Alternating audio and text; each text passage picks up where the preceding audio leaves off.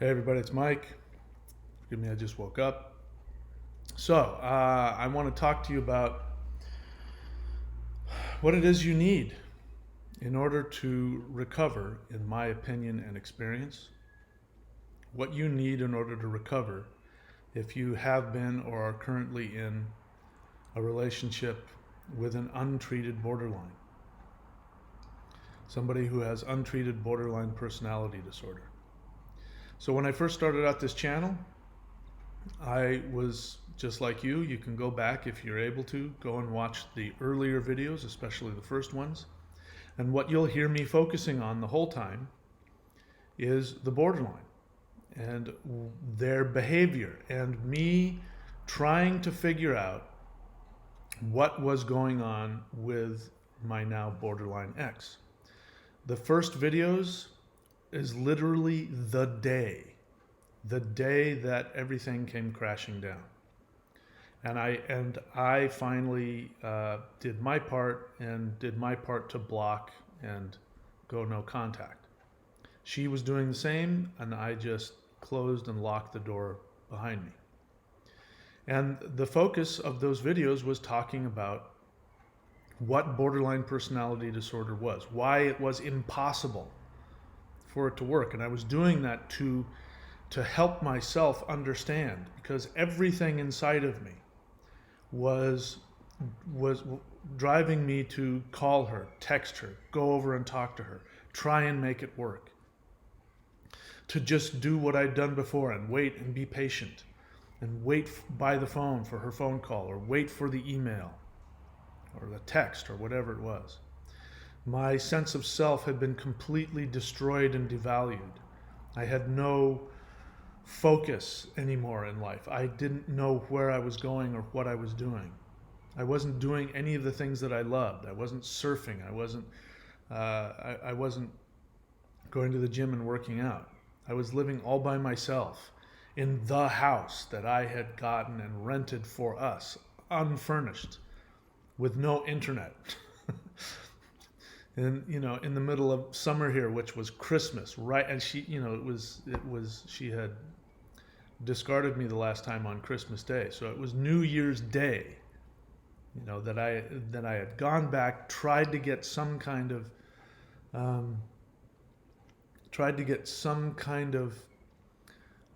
closure, which you can never get, and all screwed up in all that way. I was trying to understand and convince myself of the facts that I was with somebody who had a mental illness, that it wasn't my fault, I wasn't insane, the things that I were experiencing were real, even though I was being told it was my fault and I was the crazy one and I did this and I did that. And I was struggling with that feeling of, if I'd only done this, if I'd only said that, maybe if I do this. So my focus was on her and on trying to understand borderline personality disorder. I was trying to talk myself back into some semblance of sanity, to see reality for what it was. So a lot of people started coming onto the channel and enjoying it after I was done, after I had got it all out of my system and I was doing my three-pronged approach, which I share with you guys what to do, how to recover. Then the channel started blowing up, and then I came on and continued to talk about it, and now I've been focusing on the codependent, because what you need to recover starts with what I did, which is honestly looking at the fact that if you're with an untreated borderline, that they have an untreated mental illness, which you have to become aware that it's never going to work. That was the first thing it did for me. Then when I got to that awareness, then the next thing I did was I focused on me, why I was with them. Because I also knew it was a two-way street. I also knew that if I was with somebody that was, that out of reality when it came to love and intimacy, that there was something broken within me. And then I sought to ruthlessly look at myself. That's where the healing comes in. So I want to ask you a question. Do you want to be happy? It's a simple question. Do you want to be happy? If you want to be happy, at some point, and I suggest doing it as soon as possible, you're going to have to start looking at yourself in a ruthless fashion. You're going to have to get over the delusions you have about yourself. You know, the beginning is you get over the delusions you have about your borderline ex. Then the second thing is to get over the delusions you have about yourself. And the delusions that partners of borderlines have is that they are only there to help, that they're not doing it for themselves, that they have unconditional love, and that they are somebody that they're like the only person that can help the borderline, and I'm here to help them. They're so hurt, they're so screwed up, I'm going to go in, I'm going to fix them, I'm going to help them. I can't sleep at night because I think about how horrible it is. That was true with me. I would wake up in the middle of the night, gripped with this terror and this horrific pain as I thought about how much pain she was in. It was horrible. So you're not wrong with those feelings. Those feelings are there. I'm not trying to tell you those feelings aren't there. When you get angry with me and you say, I'm full of love, I'm all about helping them, I know you are. But there are things going on inside of you that you're not aware of. Okay? So I've talked about that. Now, what's interesting and quite fun for me, I have to say, I'm enjoying it, is watching how quick and how fast these non-borderlines are splitting on me. The non-borderlines are splitting on me. The same people who were writing me this thank you very much for telling the truth like it is, borderline personality disorder, this, that, and the other thing. The moment I turn that spotlight onto the partners and what's going on with them, wow, the venom that is coming out. And there are people unsubscribing. I'm watching, I've been watching my subscriptions going up and I'm watching them start to go down. These same people, one video they don't like. If I say one thing, if there's one video that I say something that points the finger at them, they're unsubscribed, that's it. And they're going to let me know why.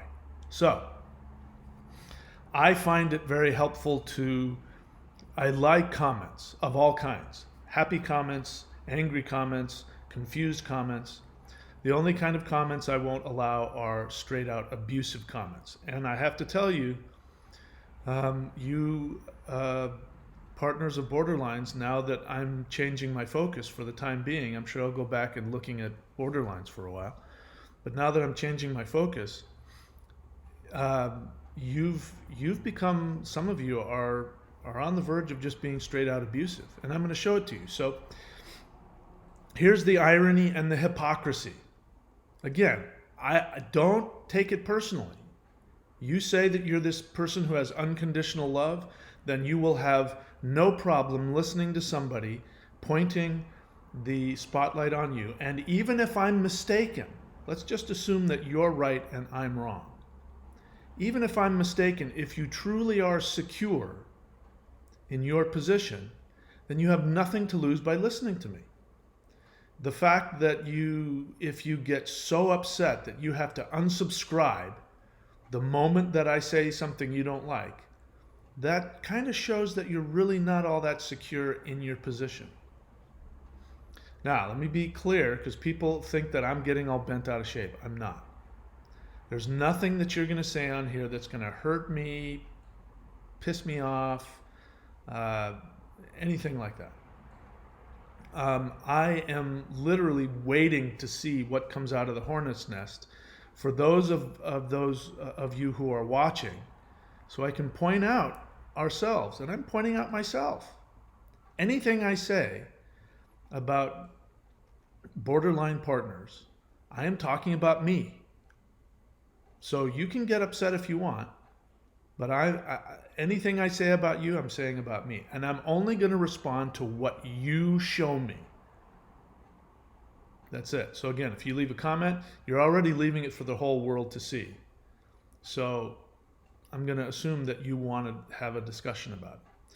So first I'm going to do is for those partners of borderlines who are going to get upset from watching this and who are going to come on and talk as though you're going to speak for the whole world, I'm going to tell you that there are some people who have a different opinion than you do about it. So I recommend that everybody read as many of the comments as they can, because you'll see all the different opinions and beliefs. You know, we all, both sides, both the borderlines and the non-borderlines, we need to get out of our narcissism, our own little bubble about ourselves and our truth and all of that codependent garbage. All right, so let's go ahead and get started here. Before I do that, let me just say I am not a licensed therapist, counselor, psychologist. I am not a mental health professional. I'm not an expert in borderline personality disorder. I'm just somebody who has achieved a state of recovery, and I am comfortable and happy in my recovery. It's a state that I have to maintain, but I am in a good, happy place. If you want to be happy and you want to be free of the pain, I can share with you what I've done. I recommend you do the same. First thing you got to do is what I'm going to do here. You got to be willing to look at yourself. You got to be willing to look at yourself. So listen to see. Listen to your feelings. If you get angry with me, bear in mind, if you're getting angry with me and you feel that I am talking about you and that I am criticizing you, bear in mind, I don't know you. I can't see your face. At best, maybe there's a name, but it's just a username sometimes. You act as though I came to your house and televised your face and said horrible things about you. I don't even know who you are. Right? Do you understand that? So before you launch and start attacking me and destroying my character as though I'm threatening your entire existence, or, you know, a lot of, I'm gathering a lot of the partners of borderlines, they're coming on here because they want to be told how to keep their relationship going by figuring out how screwed up the borderline is. And I'm saying things they don't want to hear, which is like, get the hell out. It's never going to work. If they're untreated, it's never going to work, and you're being abusive to them also. What? I came here to have you tell me how to stay in it. I'm the savior. What the hell's wrong with you? So listen to your own responses. Because if you really are confident in your position, there's no reason for you to get upset with me.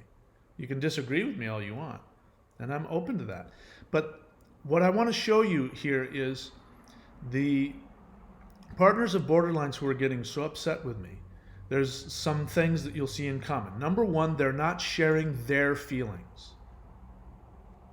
They will start with immediately attacking me, my character, judging me. They will give out blanket statements about borderline personality disorder that are either categorically untrue or out of context or only partially true. And they'll use those arguments to, again, attack me. In one case, somebody takes something personal that I shared in a video and turned it around in one of the most abusive ways I've ever seen. And I'm going to share it with you. So let's pull the mask off. We talked about the facades that the borderlines have facades. They're paper-thin facades. Codependents have masks of denial, far more entrenched and far more complicated than borderlines are capable of putting together. Let's take a look at that. Again, if you want to be free, if you want to be happy, you're going to have to look at yourself and see things you don't want to see. So use these people as examples. If you find yourself feeling like they do, stop and listen. Say, wow, I really relate to that. And then ask yourself, are you happy? If you're happy, great, move on. If your relationship is great, move on. Who cares what I have to say? If you're on this channel, it's because you're in pain and you want help. And I'm here to give you the bitter medicine in ways that a lot of people won't. A lot of healthcare professionals won't because they coddle you and they don't want to, quote, victim blame you. But I've learned from my experience, especially in the 12-step groups I've been in, that the way to heal is by being ruthlessly honest with yourself and being willing to look at your selfishness, narcissism, self-centeredness, and abuse. Okay? All right, so let's take a look. First, we'll start with the positive ones. This person says, thank you for the time you put into your videos. I have been in a 16-year marriage with a diagnosed but untreated BPD spouse, and that whole time I was filled with rage and self-righteousness. This is in response to dating a BPD, what you need to do to recover from the trauma. Thanks to your direct way of putting the information out there, I'm taking the 3 steps as a starting point to work on myself. Please do not stop being direct with the codependents on your videos. All right, so now you see, those of you who want to attack me and tell me how horrible I am, somebody's benefiting from it. All right, let's, I'll look for another good one here. Another positive one. I can't thank you enough. Hearing about the codependent anger is really resonating with me. I'm so angry for how badly I was treated and let myself be treated. 24 years and the last 4 I've been working on my codependency. The resentment in me was there all the years of doing everything for him and the kids. Now I'm so angry and I cry so often. My family is so broken. Blessing is that it's all out in the open and my son and I are in regular therapy. Okay? So there's 2 right there. I could keep going, but I'm not. I'm going to go straight to the, we're going to look into the menagerie of the zoo, and we're going to find out what is really going on. Now, there was one video I made, borderlines beware, your non-BPD partners are trying to keep you crazy. And what I was saying in that, I think I was sharing and now I know I was sharing some angry comments that were being leveled at me, and I was responding to them, and I was looking at all of the things that are inherent. So there's I'm very good at being able to see what the unconscious communication is. So bear in mind, there is a thing called the unconscious, and partners of borderlines are very unconscious, meaning there's a lot of things that they're doing that they're not aware of. There's a lot of feelings that they're not consciously aware of. And there's a lot of motivations they are not consciously aware of. And what I'm doing is I'm revealing that, and they don't want to see that within themselves. And so by me revealing that, they get furious with me, which is what happens when somebody has something they're trying to defend. They don't want to be aware of it. So again, these are people who claim to be full of love, who claim to be the ones who are there to caretake, who are there to save the borderlines. They want to present themselves as defenders of those who can't defend themselves. They want to present themselves as full of nothing but unconditional love. And here's how they respond to me. I'll read this whole quote without saying anything about it, and then you tell me what you think. So this individual says, first line, right off the gate, says, stop calling human beings with BPD, quote, borderlines. It makes you seem incredibly uneducated, which many can tell by watching you for a few minutes. Not everyone engaged in a relationship with someone with BPD is a codependent! Exclamation point. This entire video reminds me of a 5-year-old having a temper tantrum. You're upset someone is judging you, but then you start calling members names and judging them. This really shocked me, this last part. Your girlfriend wanted to keep you hostage? Why didn't you take responsibility and call an ambulance? You're a grown man. Placing the blame on others isn't healthy. Let's just take that last sentence. Placing the blame on others isn't healthy. And then let's go back to the first line. Stop calling human beings with BPD borderlines. It makes you seem incredibly uneducated, which many can tell by watching you for a few minutes. So, first thing, this is one of the strategies of, a very nasty person. Again, these are people who want you to believe that they are people who are full of love. They are victims because they are spending their whole time taking care of and loving these screwed up people who keep abusing them, but they stay in it anyway because they're full of love. The first response this person does is to attack me by telling me that I'm incredibly uneducated because of a word that I use. This isn't the first time this has happened. Somebody else will come in and try and tell me, something, spout out something as a fact, which was, untrue. In that case, the person was saying that that borderlines don't have a mental illness; they have a trauma response. So they're going to want to tell you that you're wrong, not just in a just a little bit of way. Like, here's what I've found. Here's another way somebody could say this. Let's just back. She gives me a command. She wants to control me. This is what codependents, this is what makes somebody a codependent, among other things, is they want to control everything, especially what you do, what you say, but more than that, they want to control what you feel. In this case, she's going to start by leveling a demand. She's going to control what I say. Stop calling human beings with BPD borderlines. It makes you seem incredibly uneducated, which many can tell by watching you for a few minutes. And then she's going to try and appeal to my ego and make me, she's trying to shame me, trying to humiliate me by saying, everybody thinks you're an idiot, by calling me uneducated. She also wants to, she's revealing that she does not want to look at the fact that borderline personality disorder is a mental illness by saying human beings with BPD. That's her trying to say, look, it looks good on the surface, because I agree, they're human beings with borderline personality disorder. I agree with that. But one of the things you'll see with codependents is that they don't want to accept that the borderline has a mental illness.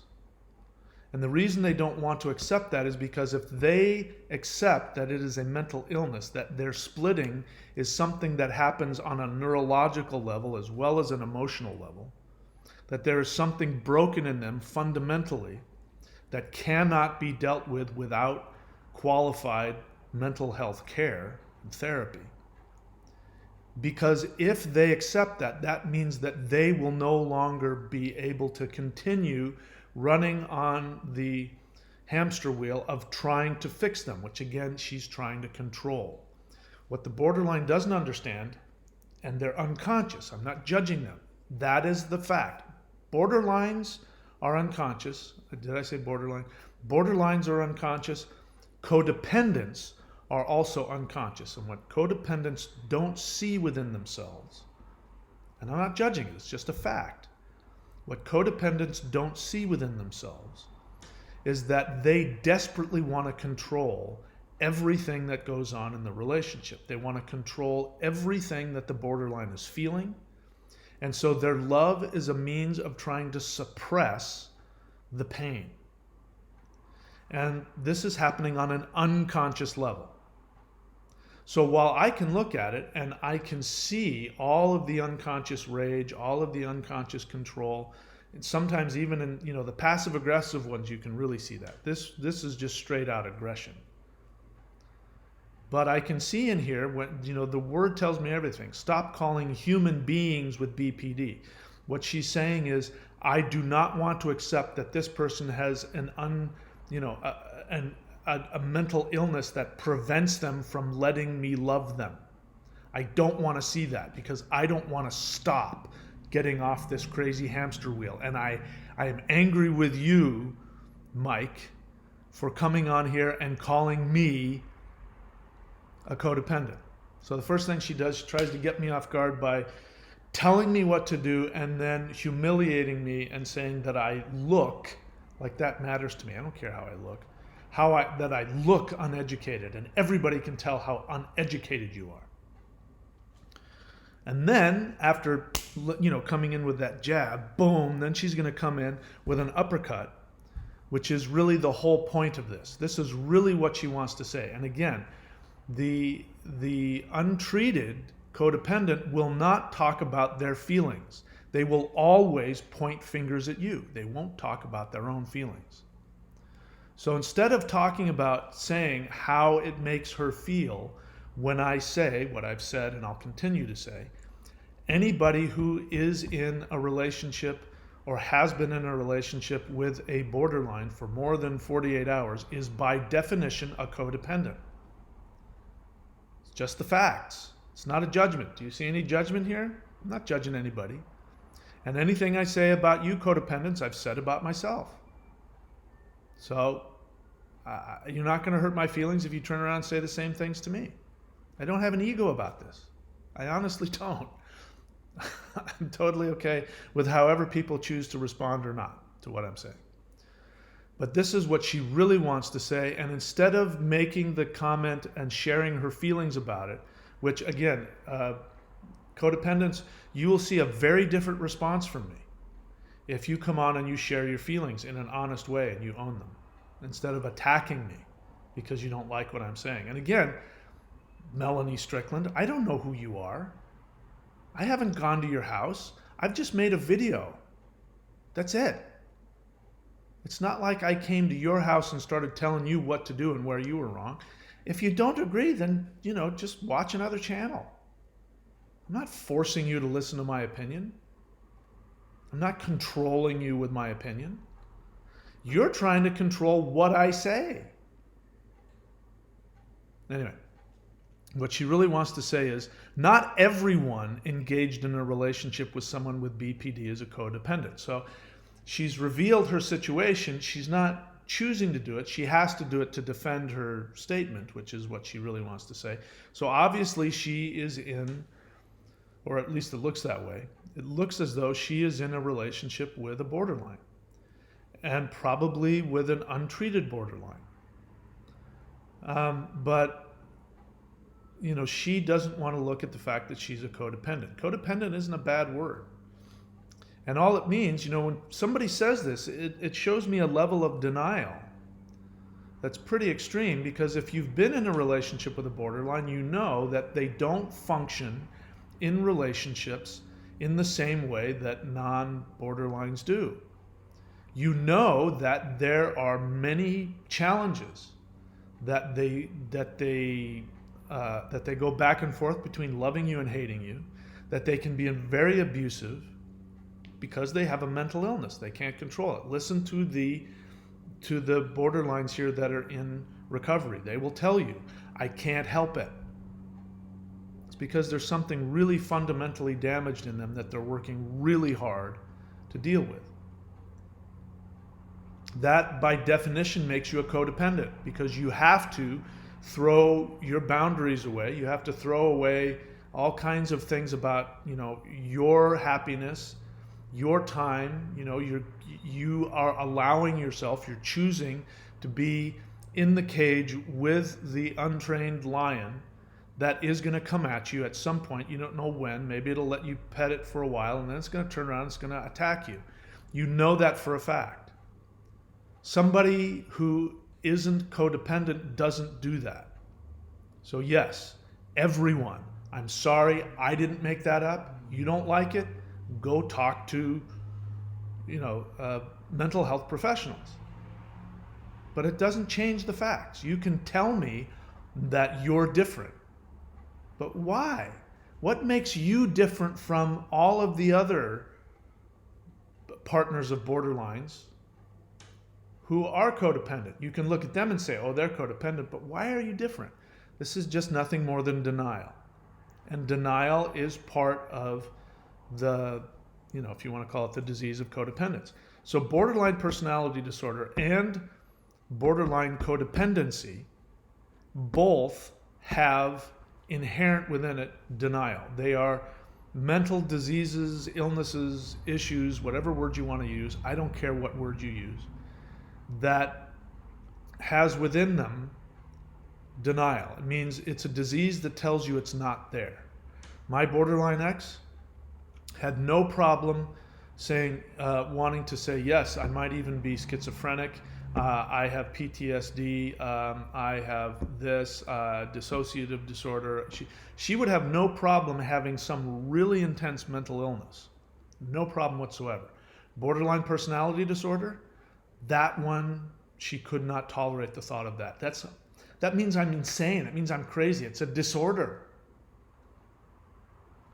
But she would say, yeah, I think I might be schizophrenic without batting an eye. It's because borderline personality disorder is a disease that wants to stay in denial. So does borderline codependence or trauma responders. I'm going to call them trauma responders. Because somebody said, a codependent said borderline personality disorder is not a mental illness, it's a trauma response. So that makes you a trauma responder. Oh, there's trauma. I'm going to go, woo, woo, woo, woo. I'm here to save you. Cape flapping in the wind. All right, this entire video reminds me, she goes on to say, of a 5-year-old having a temper tantrum. Okay. You're upset someone is judging you. I'm not upset. None of this upsets me. I'm pointing it out. The irony of somebody who says that they are here to unconditionally love and help without judgment has no problem judging me. So yeah, when that irony keeps popping up, I am going to reveal it. But then you start calling members names and judging them. I don't remember doing that. I mean, I may have pointed things out in a direct way. I'm not sure that I called them names or judged them. And then this person takes something that I shared, a personal, the one thing this person isn't doing is sharing anything about themselves. I am sharing in my videos about myself. So you can't accuse me of not sharing about myself. This person says, your girlfriend wanted to keep you hostage. Yeah, I was sharing about that I had a kidney stone. It was like a large one. It was like a huge one. Maybe it wasn't this big, but it was huge and it was stuck. And it was causing me absolute horrific pain. If you've ever had like a big kidney stone, you know what I'm talking about. I was writhing on the floor, screaming in pain and passing out from the pain. And this went on for hours and hours and hours. And my girlfriend didn't do anything about it. She was very codependent. And instead of taking me to the hospital, which I needed, she sat there and slept while I was passed out. And I woke up, after being passed out, and I woke up and I knew that I had a short amount of time before the pain was going to kick in. And I woke her up and I said, you need to take me to the hospital now. And afterwards, after the surgery, they said, it was good that you came in when you did. Had you waited, you could have died. You could have poisoned yourself. And I went back and asked her, what was going on? Do you realize that I almost died? I mean, why did you sit there and sleep next to me for hours while I was passed out from the pain? And sit there and watch me as I writhed in pain and didn't take me to the hospital? I shared that, and this person, because I say that everyone engaged in a relationship is a codependent, because that's really what's pissing her off, she's now going to use this personal attack against me. This is one of the most cruel. This is the thing, non-borderline the borderline codependents, the partners of borderlines. There has to be something wrong with you to stay with somebody that's cruel, that is that cruel with you. And here comes the cruelty. I say that codependents are abusive with their love. And here I am. What I'm doing is I'm standing between Melanie Strickland and her fix, which is her probably, I don't know, untreated borderline, saying that you're a codependent and saying it's never going to work unless both of you guys are in therapy. And even then, the chances are very slim. She doesn't want to hear that, obviously. And so she uses all these things to say one thing, which is she doesn't want to identify as a codependent. And then to seal the deal, she's going to attack me personally. Your girlfriend wanted to keep you hostage, so why did she focus on that? Because as a codependent, she is a hostage taker.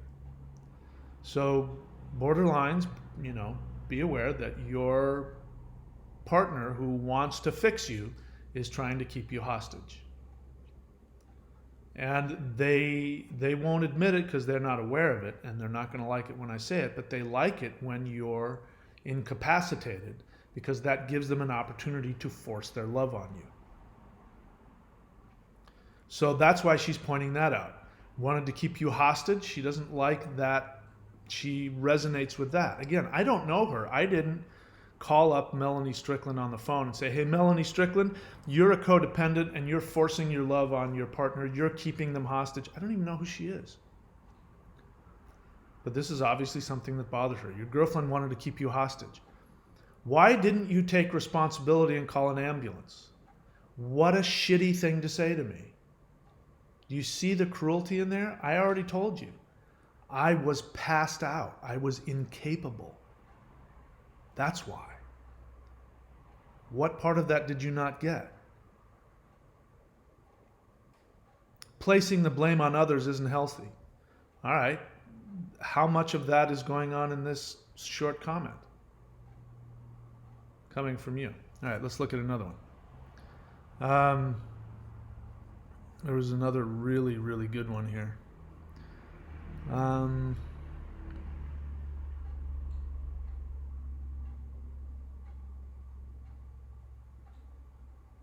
Sorry, I hadn't read that one. That looked interesting. But let me get to the... See, I talked about that one, didn't I? There was a really good one. I think he must have taken his... No, there it is. All right. Ayector McAvoy. Again, what the borderline codependent is not going to do, number one, they are not going to reveal anything about themselves. They are not going to share their own feelings. They are going to deflect, and they're going to gaslight you. So borderlines aren't the only people who gaslight. So do codependents. And what's going on is codependents are addicted. Just like an alcoholic or a drug addict or a gambling addict, they are addicted. What they're addicted to is the drama and the chaos and the mental dysfunction of the borderline. They are addicted to constantly keeping that going. They are addicted to the delusion that someday the borderline will turn around and love them. What they tell themselves, and they consciously feel this, so they're not lying, but they are unconscious. What they tell themselves is that they are the caretaker. They are the hero. They are the one who has mounds of unconditional love. They are full of empathy. They are going to help the borderline, the sick person that nobody else has the capacity, because they have more love than the average person. And all of that is a delusion. The addiction is staying in unrequited love. The reason why those movies are so popular, what's that one? The one on the ship. I'm King of the World. You know what I'm talking about. But unrequited love story, all that. Unrequited love, the reason why it's so popular, because people love to sit and cry about the love that never was but could have been. The codependents of borderlines get to live this. Stay in continuous unrequited love. Why is it so? So appealing? Why do people love watching it? Because when you're in unrequited love, it means it gives you an opportunity to be wrapped up in your narcissism of the feelings of love. The feelings of love that you have that you are pouring on somebody that is not returning that love. It allows you to stay in your narcissism, and it allows you to not look at yourself. Because when somebody turns around and loves you, then you have to look at yourself. If you're with a borderline, you never have to look at yourself. You're always trying to fix them, love them, heal them, control them. They are a huge distraction from your own unresolved, unconscious emotional pain from your childhood trauma. You are attracted to them because you relate to their trauma, to their childhood, infantile trauma. You see yourself in them. That's on an unconscious level. Consciously, you are full of love. You are going to fix them. But the truth is that you're still chasing after mommy and daddy's love. And these are the perfect way to continue to be in that state of unrequited love, your narcissism of, if only they'd let me love them. But the truth is, if they turned around and loved you, you would have to look at yourself. And that's why you're with a borderline. Because if what you really wanted was love, you'd find it. There's no shortage of people out there that have love, but you'll find them boring. Borderline is exciting. That's why they're so exciting. So, again, they are not when I say the things that I say, like everyone who's in a relationship with a borderline is a codependent. They don't want to hear that. Number two, they don't want to hear that it'll never work. So those are the two things they don't want to hear. Instead of talking about their feelings, about what they feel when I say that, they are going to, from the first, they're going to attack me. Because I'm telling them what they don't want to hear. Again, I don't know this person. I didn't even know this person existed. And this person acts as though I've gone to his house and personally, psychoanalyzed him and destroyed him. So his first thing, again, they don't share their own feelings. They deflect and divert and attack me. First word, you. You have such contempt for basic human ideals. That's a pretty harsh judgment. Like kindness, compassion, patience, love. You take a pure, powerful impulse like love and perform an autopsy on it, looking for explanations why one person would put another before themselves. You take a caring nature, a desire to delight, and you pathologize it. I wonder whether you are equally cynical about other forms of love, parenthood, friendship, fraternal. What about being there for somebody no matter what? What about not adding further trauma to somebody who has endured so much? I think you're doing real harm with these hateful posts, which seem based entirely on a failed relationship. If you're reading this and have BPD, please don't take this man as a representative of those who love you. Yes, you're challenging, but everybody is. You deserve love. Those who love you aren't mad for doing so. They're not broken, controlling manipulators. They are people willing to support you no matter what. So, it is quite obvious. This was again in response to borderlines beware, your non-BPD partners are trying to keep you crazy. Which is what I'm saying, that people who are wanting to engage in romantic relationships with untreated borderlines are people who need to be on that hamster wheel of unrequited love and continuous abuse and pain, because it keeps them from not looking at their own pain. And again, the mask that they wear, the cape that they wear, which is their denial, is that they are full of unconditional love, that they have a superhuman ability to love and to heal, that they, among everybody else, I can take all of your abuse. Other people wouldn't, but I can, and I'm here for you, and we'll eventually get you to love me.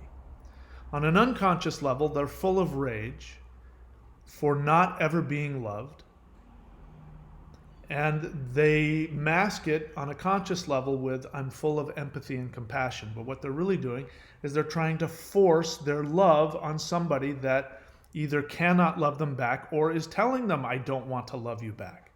But somebody who is damaged and broken and has so much need they can't refuse it. So first thing out of his mouth is not to talk about, hi, I'm in a relationship with a borderline. I have a hard time with what you're saying. It makes me feel like this because I do. Nothing personal. 100% deflected upon me. You have such contempt. So judgment. And I can honestly say that's just not true. I don't have contempt for anybody that I'm talking about here. Basic contempt for basic human ideals like kindness, compassion, patience, and love. If you are so full of kindness, compassion, patience, and love, then you have the patience to not be in a relationship with somebody. You have the patience to stay out of the relationship and let them get better. You have the compassion to take yourself out of the equation and go, you know what, the kindest thing I can do for this person is not continue to enable them. They are helpless in this state and I'm taking advantage of that. The kindest thing I can do is get away from them. Kindness, the kindness to do the same thing. Love, true unconditional love says it's not about what I want, it's about what's best for the other person. Continuing to be there for them, as you say, no matter what, when that doesn't help them recover is not love. So you say that I have contempt for these things, but I'm actually upholding them by saying the kindest thing you can do for an untreated borderline is to get out of that relationship and tell them, if you want me in your life, go seek therapy for borderline personality disorder. After a year or so, let me know. I'll show up with you at your therapist's office and we can talk about our continued relationship. As somebody has already revealed, which I talked about in another video, a borderline who is in therapy is saying, I like it when they don't help me because I need to solve my own problems. She's not using these words that I'm going to say, which is that it's abusive for a codependent to keep trying to solve problems for the borderline when they need to learn how to do it themselves and they want to do it themselves. Borderlines want boundaries as well. They need boundaries. You jumping in there and constantly fixing them and taking care of their problems is abusive. So you can say all of that. You want to, again, and we'll see. I have absolute confidence this person is an untreated codependent. He goes on to say, you take a pure, powerful impulse like love. So he's saying that his love is pure. In other words, there's no space for him to have any human unconscious selfishness whatsoever. His love is pure and powerful. So he's superhuman. He's the codependent with the flapping cape. You take pure, powerful impulse like love and perform an autopsy on it. Yes, I am. I am doing what you don't want me to do, which is I'm taking what you say and I'm looking at what's going on underneath the surface. If you've got nothing to hide, then you don't care. And if I'm wrong, you don't care. If you care, it means that I'm pushing a button.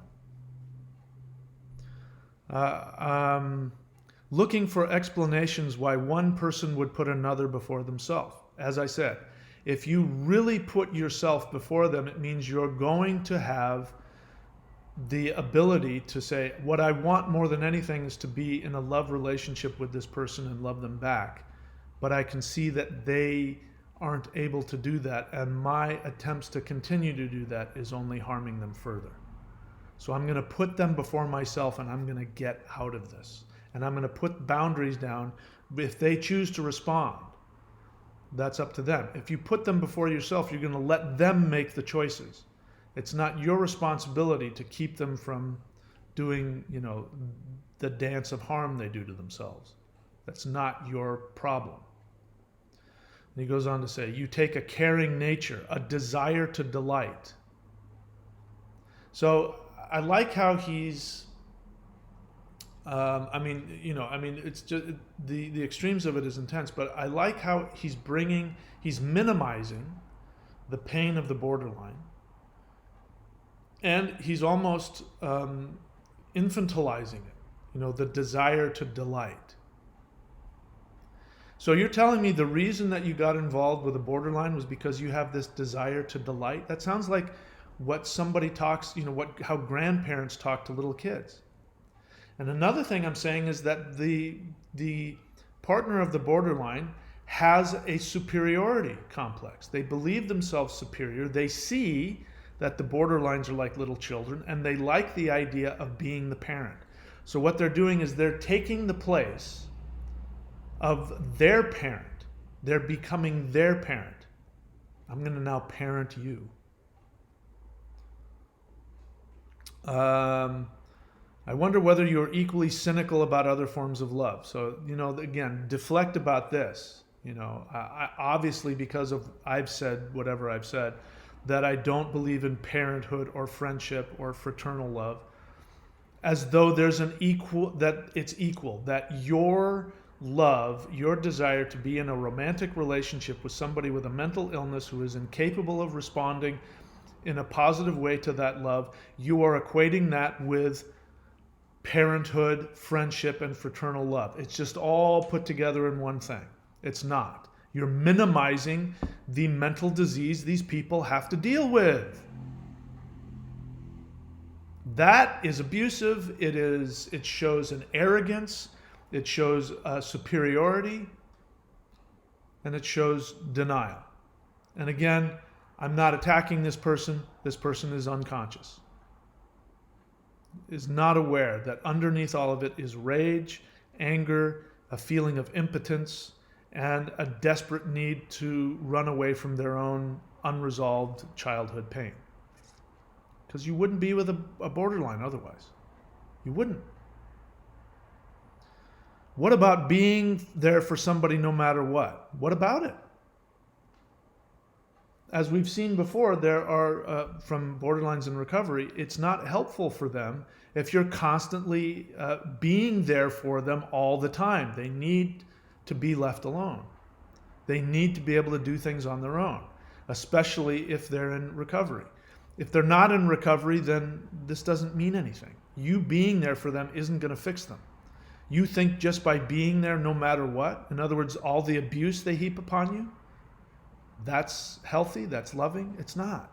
You're not. One of the kindest things you can do for a borderline is when they abuse you to say, listen, I'm not going to be a part of this. You're abusive to me.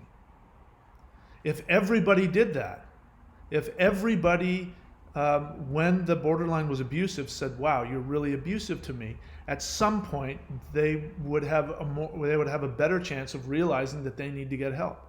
But because you choose to allow them to abuse you, and in fact instigate and stimulate their abuse by forcing your love on them, which will make them split on you and abuse you, you are not being there for them no matter what. It's not a good thing. And here's one of the most strange ones, one about not adding further trauma to somebody who has endured so much. I don't understand that. What further trauma would you be adding?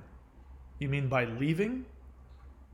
So if we got to the, because what I found with these responses is that they're a sandwich. First there will be the abusive deflection and the judgment upon me. Then there will be the thing they really want to say, the one phrase they really want to say. And then there will be more, abuse and deflection, personal attacks. Or if it's passive aggressive, it will be a compliment, then an attack, and then a compliment. So they make a sandwich out of it. So in the middle of the sandwich, you usually find what's really going on here. So what this person really wants to say, in my opinion, is, but won't I be adding further trauma to this person by leaving them? They have endured so much. That's really what you want to ask me, Hector. What about not adding further trauma?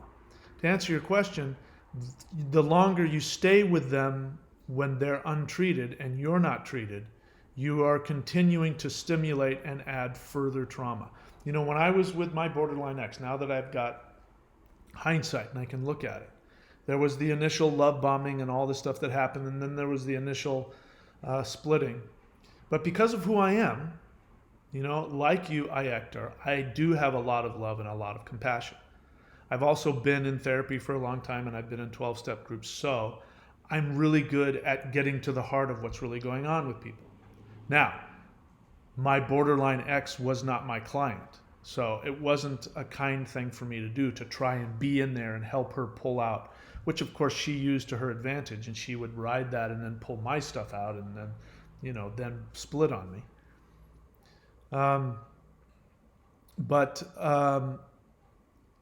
What was my point here? I was adding further trauma. Oh, that because of that, she went into a really horrible state. She went into a really deep depression, and she had to take medication for it. And there was a 3-week period that she doesn't remember. She probably doesn't remember any of it now, but that she didn't remember because she was on medication. And she was saying, I feel like I'm going insane. And now looking back on it, it's because of the intimacy that I was bringing to her, as well as the consciousness, because I wasn't reacting to her in the same way that other people had, which was forcing her to be really in her true self, which is the borderline's true self when they're untreated is a place of absolute horror.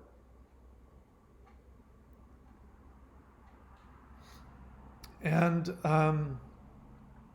I was creating that. Now, it wasn't my intention to create that, but I was creating that because by being with me, she would have had to go and get therapy, which means she would have had to look at her borderline.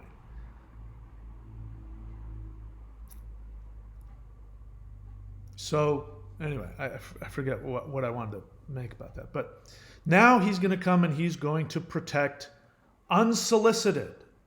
He is going to, with his cape flapping in the wind, he is going to protect all of the borderlines from me. And instead of saying the truth, which is what he wants to say is, please don't listen to this man as he tells people to leave untreated borderlines and not be in romantic relationships. Don't listen to him because he doesn't represent those of us who are going to choose to love you and take all of the abuse from you.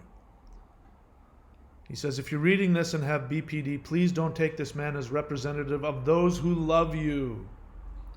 I'm saying do take me as a representative of somebody who actually does love you. That I love you enough to tell you the truth. That you need to be in therapy, not in a relationship. That a relationship is not going to help you until after you've had some time in therapy. If you're in therapy and in a relationship, I'm not telling you to leave unless you find it to be toxic. If you're in a relationship and you're in therapy, these videos are not designed for you. They're not directed at you. They're directed for the untreated codependent and the untreated borderline. They are treated. They are pointed at the partners of borderlines who, if they want to recover, in my estimation, they need to be willing to look at their part, their unresolved, unconscious issues that drove them to chase after somebody that can't love them. And a lot of people, because codependency, like borderline, like alcoholism, like drug addiction, is a disease that tells you it doesn't exist, which means if you start pointing people in the direction of that, they're going to violently oppose that. And they're going to attack you. Anyway, so I could keep going on and on and on, but I won't. So that's it for me. I'll find some clickbaity title for this video, but that's it. If you want to heal, and you are a partner of a borderline or an ex-partner, and you want to heal, I can tell you what worked for me, and this is the only thing that I've seen that actually does the complete work. Therapy with a qualified therapist who knows how to deal with borderline personality disorder codependence, or codependence with a cluster B personality. Number 2, 12-step work. Go to Codependents Anonymous, work those steps, especially the 4th step. Take a look at your selfishness, your expectations, why you chased after somebody that wouldn't love you. 3, a spiritual discipline, not just a belief, but a discipline, whether that's meditation, yoga, tai chi, church, whatever it is. Those 3 things together is what helped me very quickly get into a state of recovery. I don't spend any time thinking about my borderline ex. I don't have any pain associated with it. I have no longing, no trauma. I have no scars. I healed that. I healed that wound from that relationship, and I did it with those 3 things, and I didn't think I was going to. In my first videos, you might hear me say, I think I'm broken, because that's how I felt. I thought that I was going to carry around a scar for the rest of my life, and I'm not. I feel as good, if not better than I did. Well, I definitely feel better than I did before I met her. If you want to have that, those are the 3 things you got to do. I've found that therapy by itself doesn't work. If I had to pick the most important, I would say therapy is most important. But I found that therapy by itself doesn't work. Because what therapy does a lot of times is it says, let's take a look at your unconscious. And it has an assumption that if we can see what's in the unconscious, then, we'll be able to avoid being, motivated by it, controlled by it, which I found not to be the case. Just being aware that you have this problem isn't always enough. You have to take action. So the 12 steps in Codependents Anonymous are about action. And they allow you to learn how to do things like take contrary action, which is take action regardless of whatever feeling or impulse. I have to pick up the phone and call her. I have to see if she's okay. I have to be there for her no matter what. That's an impulse. And you can choose not to. You can choose to say, nope, the universe is perfectly capable of taking care of her. If she wants to get help, she can. It's not my job to fix her. I am damaging her by continuing to keep heaping on the purity of my unconditional, boundless love. And then the spiritual practice. In my experience, in order to heal, one needs to be able to have something beyond themselves. I don't care if that's a doorknob, the Goodyear blimp, the ocean, life force energy, or traditional things like God or Buddha or Allah or whatever. There's something about that changes the brain chemistry. Those 3 things, if you do all 3 of them and you put effort into it, you can heal. It might take you longer than it took me because I've been doing this all of my adult life. But you can heal. And for those of you who are pissed off and you want to unsubscribe, go right ahead. You won't hurt my feelings. If you decide to respond and leave a comment, I may use it. And I may show you, I may do an autopsy on your love, as was said. I think that's beautiful. It's great because it's like it's dead. An autopsy is what you do with something that's dead. Yeah, and if you try and have love for an untreated borderline, you're dealing with something akin to that. So yeah, I'm gonna take a knife, I'm gonna cut it open, and I'm gonna look at it, and I'm gonna show it to you. It's okay with me if you don't like it. Those of you who can listen and look for yourself in it. I see myself in this guy. I make fun of this guy, Hector, but I see myself in you. You can get upset with me and you can call me names and you can think I have contempt for this, that, and the other thing. But I see myself in you. The hero who has unconditional, boundless love. I really thought I was going to be the one because of all of the therapy I'd been in, because of all the codependent, 12-step work, because of all the spiritual work I've done. I thought I'm the one. And of course, she, being the borderline, told me I was the only one. I was the perfect one. And that was my delusion. And you suffer from that delusion as well. You think your love is pure. You think there's no selfishness involved. You're completely unaware of that. What's driving you is need, deep, horrific pain inside of you, seeking to resolve the unrequited love you had for your parents, and you're going to force this little infant to love you back.